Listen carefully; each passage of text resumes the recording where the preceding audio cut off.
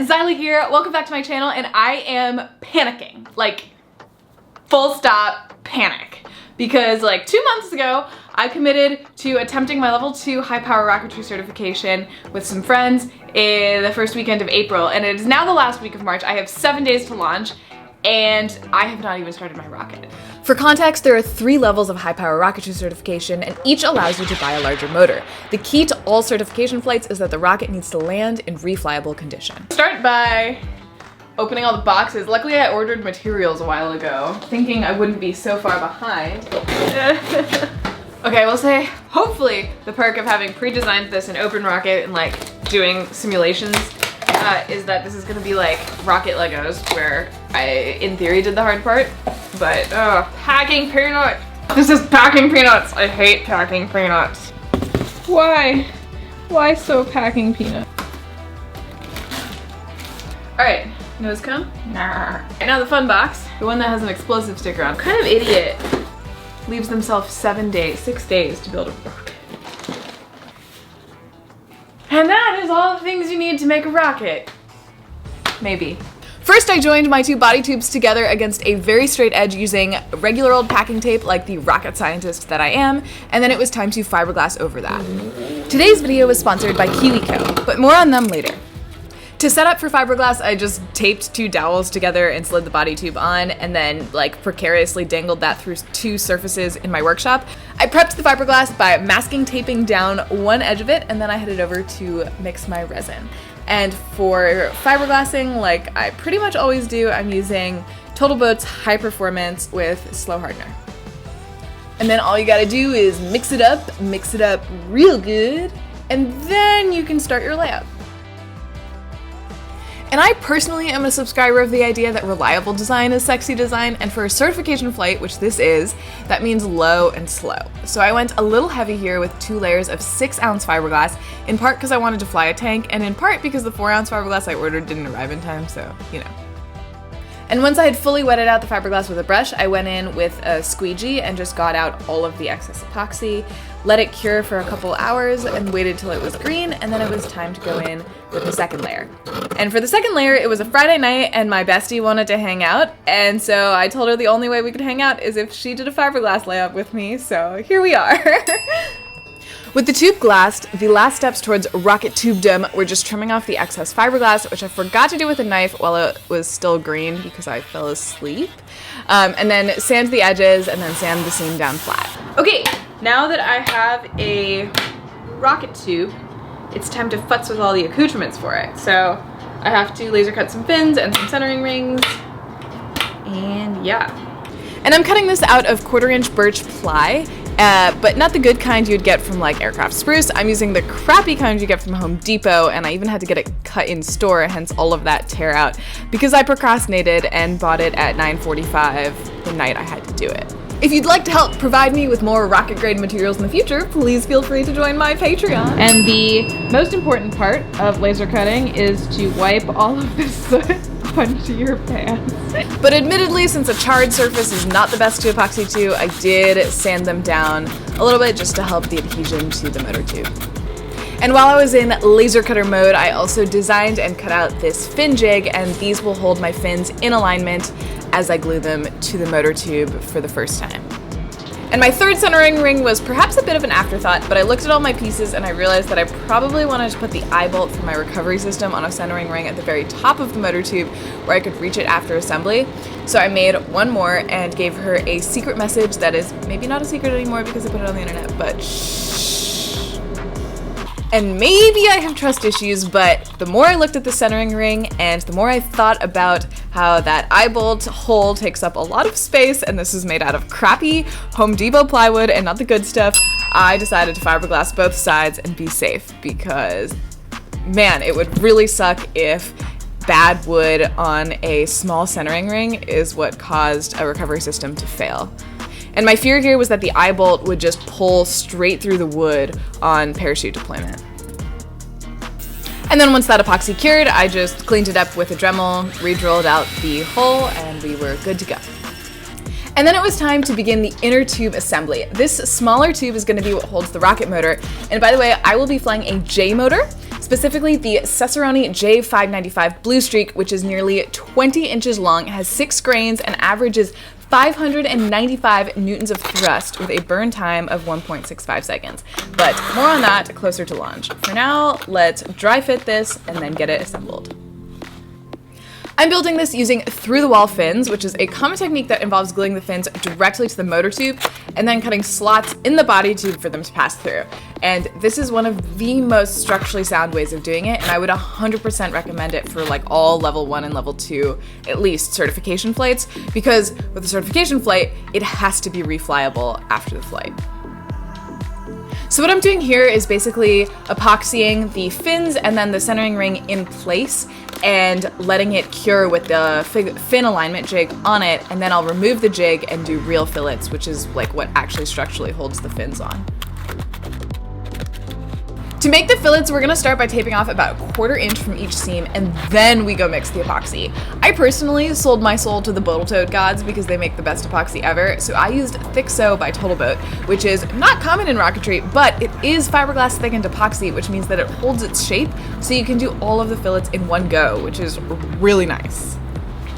Something you see me doing here is I also dye each batch of epoxy a new color, and that helps me keep track of curing times, but also it just looks really fun, but mostly it helps me keep track of curing times. And I will say, another perk of through-the-wall fin design means that you get to practice interior fillets before you do your exterior fillets, and no one is gonna see the interior fillets unless you make a video and put it on YouTube. This is also the point where I added the second centering ring on top of my fins, and I didn't do that previously because I wanted to be able to slide the fin jig off. And then when it's starting to cure but is not all the way cured is a really good time to peel up the masking tape, and you'll get these really nice crisp lines. And it's worth noting that pretty much as soon as the epoxy starts going off, as soon as it starts to cure, you should stop filleting with it and mix up a new batch, because you really don't want to be filleting with tacky epoxy. And this is where dyeing that epoxy comes in really useful, because as you can see here, I only was able to do half of the fillets with the purple, and then I did the other half with blue, and now I know roughly what their start time was. And also maybe fillet your centering rings as a treat. And I did not buy a welded eye bolt, so I just slapped a big old gob of epoxy on there, which works for like a J motor. But I will say one of my friends flew a minimum diameter L motor, and his eye bolt actually did open up and straighten out, and he lost his recovery system as a result. So I would, in hindsight, maybe spring for a welded eye bolt. But anyway, this is the point where I attached my top centering ring plus eye bolt. And that sort of completes our inner tube assembly. Next, I slid the body tube up over the fin assembly, and then I used a ruler to like trace where the fins are so I knew where to cut. And then I used a combination of a Dremel, a box cutter, some great jams, and some really bad dance moves to cut out all of the slots. Okay, I don't think it's gonna fit because I haven't sanded the fillets down on this yet, but I'm impatient and I want to know how close it is. So, here we go. Narrator, it did not fit. Do not be impatient, like Xyla. Getting it to dry fit really well required a little bit of finessing on the rocket tube and getting those slots to be like a very even width, but mostly it was actually sanding the fillets down in areas where they protrude out to where the rocket tube needs to slide over it, if that makes sense. Whoa, need some sanding, but that's totally on there. Rocket! It's only day 3. And just like that, we are ready to glue the assembly into the rocket tube, into the main tube. And did I add glitter to this epoxy this time? Yes, because I'm incredibly extra. The downside of this is it really made it look like candy, like the most forbidden of candies. Don't eat it. And then it was just a matter of sliding the tube on, filling in some of those gaps at the bottom, and clamping it to dry. And now it's time to fillet this fish, round 2 Electric Boogaloo Exterior Fin Edition. To make sure my masking tape was perfectly even, I used a popsicle stick as a spacer and just traced some lines, and then I put masking tape down over the lines, and that worked pretty well. And with everything super neatly prepped, it was time to mix up some more Thixo by Bodal Tote epoxy. And am I so unbelievably extra, I actually used black diamond gold pigment for epoxy that no one is ever gonna see, except for the people watching this video. Yes, I am. But honestly, it made me really happy in the moment, and that's all that matters. I got to play with sparkles and build rockets at the same time. And who doesn't want that? As you can see, I think that my filleting skills have vastly improved, potentially from sous chef quality to head chef quality. And a couple things that I learned was using a bigger popsicle stick really helped with this part right here, because it's like that perfect satisfying radius, but also having the epoxy a little bit warmer, so just having the room a little bit warmer while I did it helped it be smoother, and so it didn't fold back on itself quite so much. But also maybe it's the sparkles. Magic sparkles, maybe. And I did run out of the copper epoxy from my first batch, so I did my last fin in silver, and I'm not mad about it. It looks real cool. And I don't know if peels are still all the ASMR rage these days, but here's a few satisfying ones for you.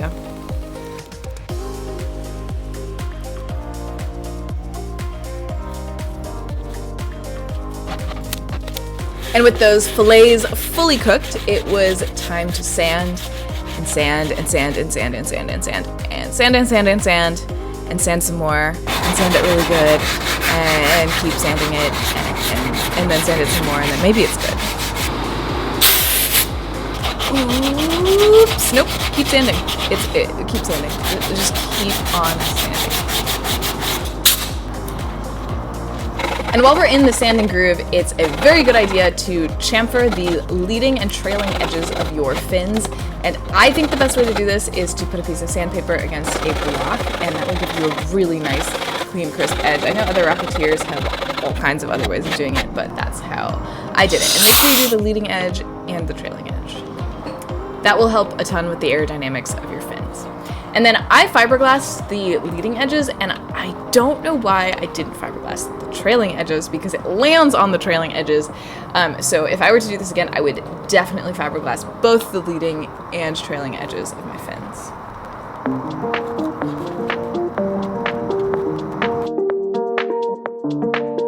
So I'm not sure at what point I should just rename my channel Xyla Fiberglasses Literally Everything in Sight using Total Boat Epoxy, but here we go again.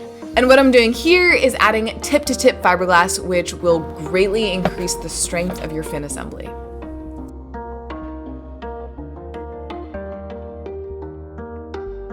And then I trimmed the fiberglass while the epoxy was green, like I always do. And then I masking taped off the kind of like what would be the fin can section, and decided to do a flood coat of epoxy and then some peel ply. And my goal with that was to get as smooth of a surface as possible without adding too much epoxy, like without adding too much weight. So this was my first time using peel ply like this, and it definitely worked pretty well. I still had to do a good amount of sanding, but I might do this again in the future. I don't know. All right, now is probably a really good time to start panicking. My goal is to be driving to the launch site either late tonight or early tomorrow morning, and this is the state of my rocket. So I really have my work cut out for me today, especially because like there's setting times for everything. So, wish me luck. All right, let's see how this peel ply did. And by the way, peel ply is basically a fabric that absorbs some of the excess epoxy, but also you can peel it up and you get a slightly smoother finish than just fiberglass. So this is kind of a nice alternative to filling the weave like you've seen me do on boats. And this works because I don't need it to be clear. So it's okay if I sand into the glass a little bit. I'll have to get sanded off. So power sanding is maybe not the #1 recommended way of doing this in rocketry, except I was a combination of very confident and very panicked, so here you go. Once I had done what I could with a random orbital, I did move down to a Dremel for some of the detail work, and then eventually down to hand sanding for the final pass. And then once the sanding was satisfactory, I wiped it down with acetone to get rid of any debris. And it was time to move on to her livery. Livery? Livery? I'm gonna Google that. Okay, I'm back. I Googled it. It's livery. And anyway, it's gonna start with me just spray painting her fins black. And after this is when it gets exciting and creative and we get to do wood stuff. We love wood stuff. Although on second thought, before I get ahead of myself, let's finish at least varnishing the fins. So basically I'm going to measure off a distance from the bottom and then masking tape it off, but you might notice it's not actually masking tape, that's a hint for the future. Oh wait, this is masking tape because I needed a straight line. And the next won't be masking tape. Ooh, exciting! What is that stuff? Most of you guys might know what that stuff is. I don't know. Anyway, then I peeled off the masking tape and it was time to do one of my other favorite tricks. You may notice I like to mix glitter into like everything I touch. So I'm gonna mix some sparkles into Halcyon Clear, which is one of my favorite varnishes because it's water cleanup and I love total everything. By the way, use the code TOTALXYLA for 20% off all Total Boat products. Anyway, then I'm going to varnish it, and this is going to add so much depth and beauty to these otherwise boring black fins. So I put a couple coats of varnish on it and then let it dry. And while the varnish is drying, let's jump in our handy dandy time machine / magic of editing and fast backwards all the way to the first day of me working on this rocket. And this is the part where I tell you that I was actually working on the livery for this the whole time that I was building the rocket, because I decided to do a steam bent oak and cherry marquetry veneer. And I've talked about steam bending pretty in depth in previous videos on my channel, so I'm not going to get too much into it now, but basically what you need to know is that lignin is the glue that holds all the cellulose fibers of wood together, and when you heat lignin up, it softens, and so you can bend wood by heating it up, but it needs to be wet when you do that, otherwise it might catch on fire, and nobody wants that. So I'm sort of like cheating it here, where because it's veneer and it's so thin, and I know I can heat it with just a heat gun, I just sprayed it with a ton of water and then heat gunned it, and with that I was able to slowly bend it around the rocket tube. And the key was actually getting this done on the first day so that it could be sitting there drying out and forming into this shape permanently for like the 4 or 5 days that I was building the rocket. Okay, so this is some cherry veneer that was actually sent to me for the map project, and it's from a fan's farm in Alabama. Actually wasn't able to use it on the map, so I'm really excited to get to use it for this project, and I'm gonna do all of the detailing and the name Fifi out of this cherry. And to prevent the grain from splitting, I put masking tape down over my cut lines, and then I was able to just use scissors on the veneer without any issues. This is the piece we're gonna cut Fifi out of. Now the name Fifi was actually picked by my patrons at Patreon Zoom, and if you want to join those future Zooms, please feel free to join my Patreon, which is linked down below. And I actually do rely on my patrons to pay my rent every month, so I take Patreon very seriously, and I would love to have you join our family. But the name Fifi itself comes from Fifi is the feather duster girlfriend of Lumiere. I've been burnt by you before. And Lumiere was the name of my level 1 certification rocket, but Fifi also maybe or maybe does not stand for It Fly It, which I think is great. And then for the oak piece that those letters are going to get inset onto, unfortunately the entire piece of veneer did not fit in my laser cutter, so I had to cut it to a smaller size and then tape it back together for the final rocket. And I backed it all with this special veneer tape, which included me getting to put in the letters and kind of see how it's gonna look for the first time, which was pretty exciting. But before I could do the big veneer, I had to do all of the trim pieces at the bottom, and for that part, I actually put the veneer tape directly onto the rocket and then stuck the trim onto that. And this whole process was big stressful, with a capital big and also capital stressful, because once you stick something to this veneer tape, it doesn't come off. So you gotta get like one shot to get everything lined up and straight on a round tube. And when I was done sticking them down, I just fixed all the problem areas with CA glue and clamps, just like we fix our lives. Okay, it is now time to put Fifi onto Fifi, and I'm not gonna lie, this is giving me so much anxiety. It feels like there's like snakes in my tummy. I decided to do this using like a variation of the hinge method that you do with vinyl cuts sometimes, where I taped down 2 pieces and then I peeled off some of the veneer tape in the middle and stuck that down first, and then I would go to the other side and to that side. That way that it's always tacked down somewhere while veneer tape is being applied.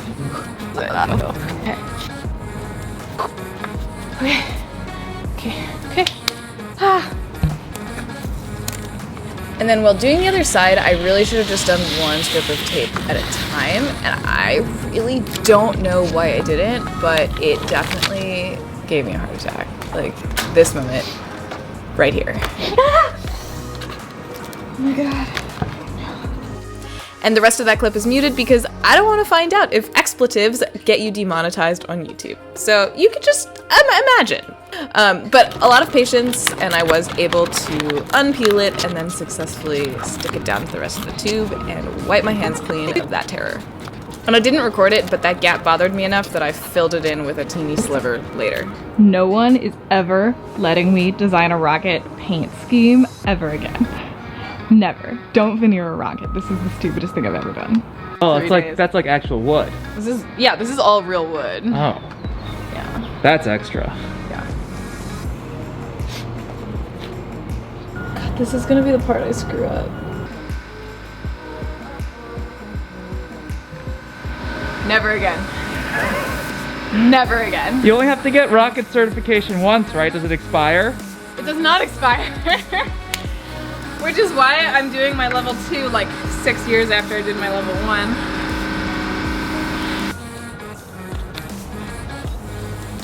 Fifi!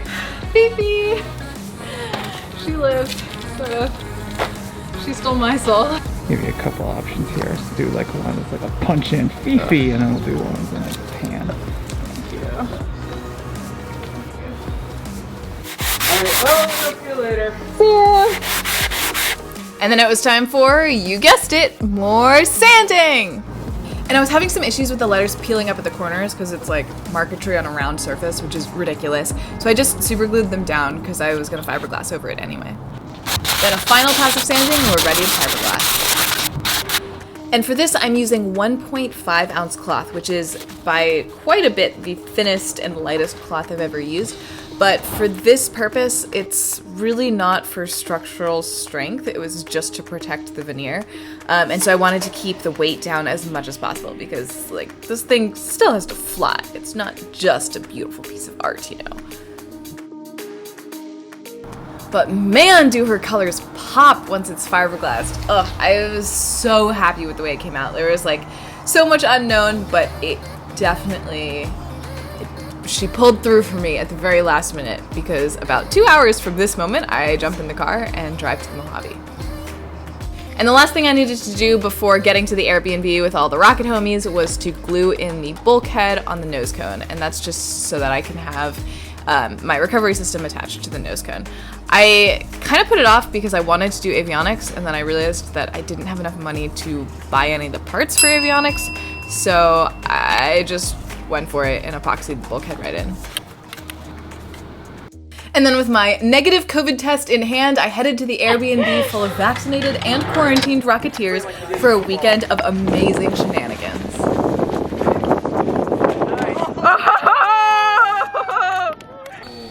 Shenanigans aside, I did have some last minute things to do on the rocket, which was mostly adding rail buttons, adding a camera mount and a motor mount, and some painting. Oh my. Okay, that's white enough, right? I think so. Okay, That's pretty white. You see my pro level move here? Oh, that's big brain. Yeah, look at that. Huh, nose cone drying stand. Yeah. Engineering, right Love there, it. engineering. I also painted feathers on the fins because, you know, she's a feather duster after all. And the last thing to do was the recovery system, which very unfortunately involved getting this Kevlar loop around the eye bolt deep inside of my rocket. And I didn't do it ahead of time because I didn't want any epoxy to get on the Kevlar and weaken it, so just enjoy the comedy. Oh my god, I'm sweating. Ah, wait, oh my god, I almost got it. No! I I need what I really need is to Dremel off like the tiny corner of my elbow. Dude, it is sweaty in here. Not right now. As soon as I am not. I'm only dramatizing just a tiny bit, like I'm actually in pain. Just I got it, fam! My arm is wet. Okay. So we're just gonna do a little one of these. That video's a little dubious. There's like a lot of sun on some parts of you. And... You know, I'm a sunny person. Okay. Ha! It's never coming out again. This is a permanent fixture of Fifi. So put that in there, and then that in there, and I tied a knot. Rocket science. To pack my parachute, I folded it in half so that each of the lines had a friend, and then I folded it in half again so that each of the lines had a friend, and I repeated until all of the lines were bundled in one spot. And when I did that, it was in the middle of this pizza slice, so then I folded the pizza slice in half again so that all of the lines were like on the side of it. And then from there, I folded it into thirds, and then I neatly burritoed it into my Nomex, taking a lot of care to make sure that none of the parachute lines could get tangled up. And the Nomex is gonna protect the chute from the blast as it gets ejected out of the body tube. Your angles are very questionable, right. sir. I'll straighten up. Sir. I'll straighten up. I have a little burrito dumpling. It'll be culturally relevant. And that Nomex parachute dumpling burrito thing is gonna be the first thing into the body tube. Okay. And then I took the rest of the Kevlar webbing in the chute harness and wrapped it in this figure 8 pattern, and that'll keep it from snagging or getting tied in any knots, which could compromise the recovery system. And last, but certainly not least, I tucked that away neatly into the body tube, put the rest of the webbing neatly on top of that, and added the nose cone, and Fifi is ready to fly. Well, actually, she needs a motor to fly, but I'm gonna do that at the launch site right before launch. Oh. Is that got the nice blur in the background? Yeah. Low f-stop. And on April 3rd, 2021, we all drove out to the Mojave to launch some rockets.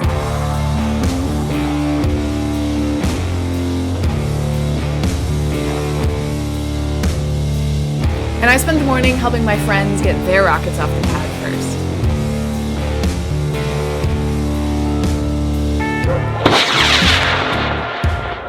Negative 22 meters a second, holding steady. 360 feet, 360 meters. Touchdown latitude 35.34. So we're all headed to bunkers right now because someone's about to launch a liquid fuel rocket.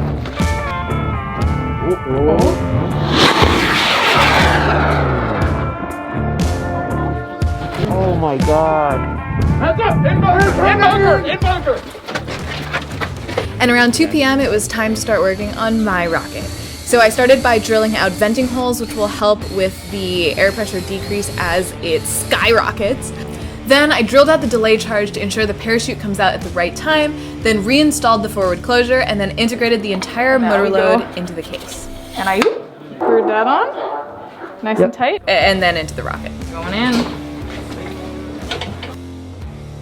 Seems good enough for government work. Good enough for rocket science. Is it good enough for a bunch of crazy people out in the desert? Bunch of idiots on YouTube. And just like that, it was my turn at the launch pad. The hair is very dramatic.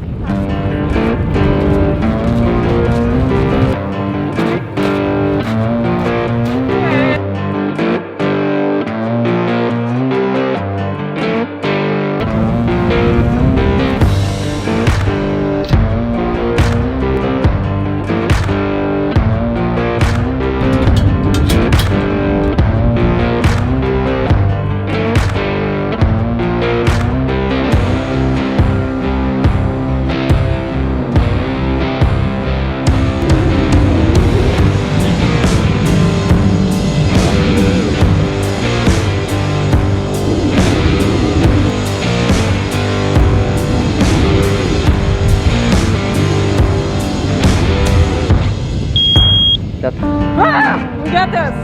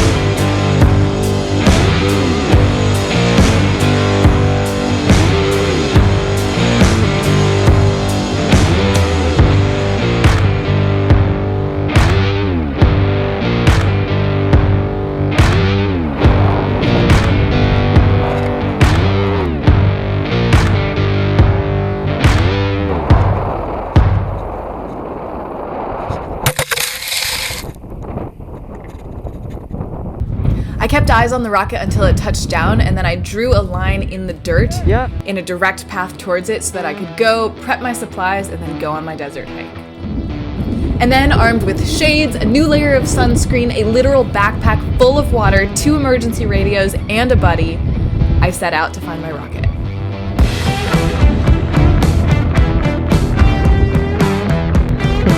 I hate to say it, but the rest of this footage is going to look really similar. I gotta say, I have never just aimlessly walked out into the desert with no direction and no plan. It is a lot of fun.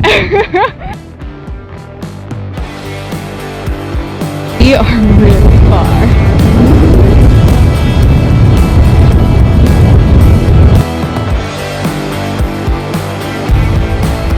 Dedication to the craft. Sorry.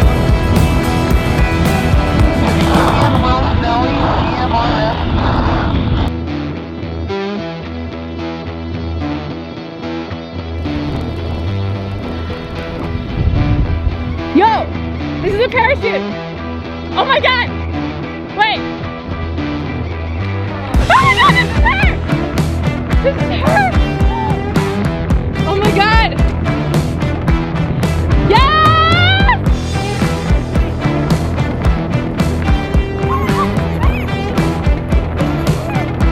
Yes! Yes!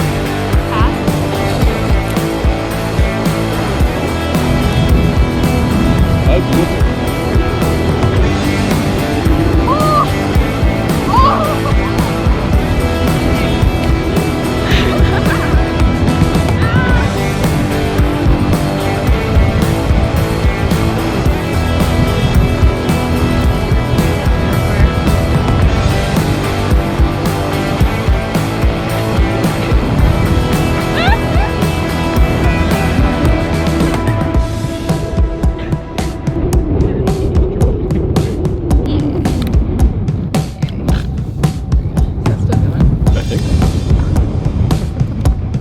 Yeah, actually. I mean, we found it, so.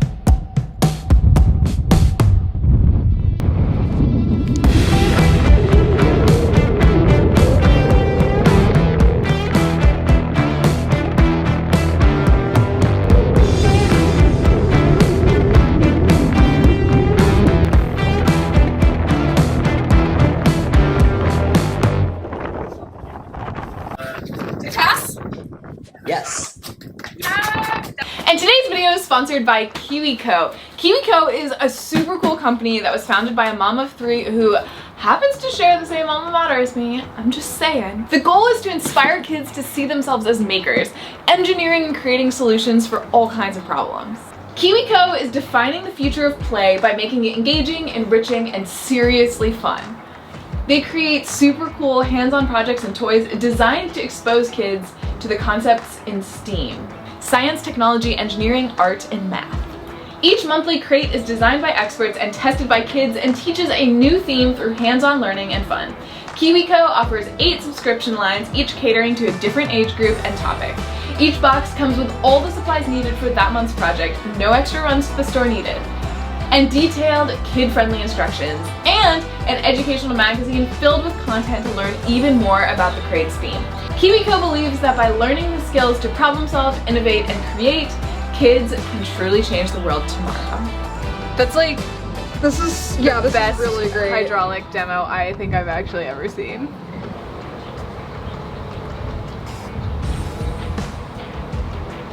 And remember, they may be small today, but they're literally our future. Check out kiwicode.com/Xyla Foxlin to get 50% off your first month of any crate. And going off script here, I don't think there's anything more important than showing kids that they have the power to build and create and engineer solutions to problems in their lives. I have always been a hands-on learner, and I honestly never did all that well in school. But it was a confidence in building things and making things and creating things with my hands that got me through engineering school. And that's the kind of confidence projects and kits like KiwiCo can instill in a student.